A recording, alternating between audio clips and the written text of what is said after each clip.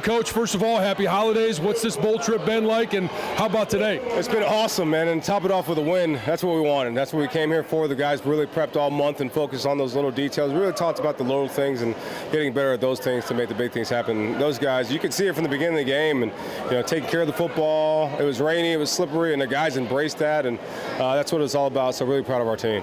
Well, let's talk about the beginning of the game. The 3 turnovers that were forced by your defense. How awesome was it to be able to start the game like that? It was awesome. You got a team like that could have been in the playoff, and our guys proved that we can play with anybody at any time. And we went through some lessons in the beginning of the year, and that's what we talked about. Those losses as lessons, and those guys really came into their own. It didn't matter who was on the field, and they were excited. But we talked about being +2. We were +3 and getting turnovers, so it was awesome.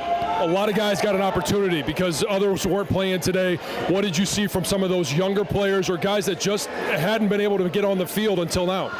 They all took advantage of the opportunity. You start with the right tackle, Andrew Sprague, getting in there as a true freshman offensive tackle against Alabama with no fear. And he probably made some mistakes, but we don't really care. He's going to fix them and get better from it. And, Jordan Marshall, obviously, was the MVP of the game, and we knew that was in him, and it was great to watch him, those dirty yards, and all of a sudden one pop through.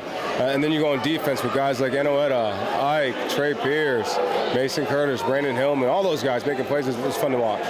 How did you prepare, and I know you can't prepare for every situation, but the rain at the beginning of the game, obviously you guys handled it well, or Alabama didn't. How do you prepare for moments like that? I think our guys are just always used to, adverse situations, especially being in Michigan, where it snows, where it's rainy, where it's cold. You don't really know what the weather is, so you got to have the extra emphasis on the details. So, when it started raining, the boys went crazy. So it's kind of like they wanted it. So it was fun to be a part of. So at the end of this first half, Alabama goes down, but you're still able to hold them to 3. What was the message at halftime, and how did you come out and make some corrections in the second half? It was huge to hold them to 3. We knew they gave us some big plays, and we figured they were going to have some big plays. They're a really talented team. They're a well-coached team and a great football team. So we knew big plays would happen, but holding them in the red zone was huge. And the secondary. We talk about the 5 sacks, but the secondary against the talent that they had at receiver, what did you see from them? First credit to Coach Morgan, Coach Wank for the plan, just in general, how they've done it, especially these last 3 games. Defense has played I haven't watched every defense in college football, but I can imagine as good as any defense in college football these last 3 games, and hope to carry that into next year. How big of a weapon is Dom Zavada?